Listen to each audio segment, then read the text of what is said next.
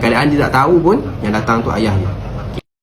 Kiranya lepas Nabi Ismail ceraikan isteri dia tu, apa yang jadi? Okey, jadi selepas daripada Nabi Ibrahim minta anaknya ceraikan isteri Nabi Ismail dengan isteri yang baru. Okey, bila dia kahwin, perkara yang sama pun jadi. Nabi Ibrahim datang lagi. Kisah yang sama. Nabi Ibrahim datang lagi, yang anak dia masih lagi keluar waktu tu. Cakap kat isteri dia, tanya perkara yang sama juga. Tanya macam mana keadaan, jawapan kami hidup dalam kemewahan dan juga kesenangan. Soalan kedua tanya makan apa hari-hari.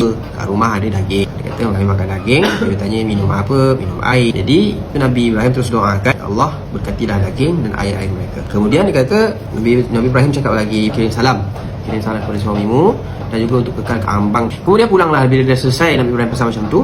Nabi Ibrahim bergeraklah, beredar dari situ. Dan sekali lagi baliklah Nabi Ismail. Dia tanya kat isteri dia. Tanya isteri dia, ada orang datang ke tadi? Tak ada. Seorang lelaki dengan perwatakan yang baik, penampilan yang bagus. Maksudnya dia pujilah Nabi Ibrahim.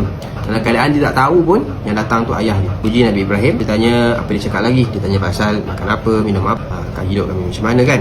Jawablah hidup kemewahan. Tu Nabi Ismail tanya lagi isteri dia, dia ada pesan apa-apa tak? Dia kata ada, disampaikan salam.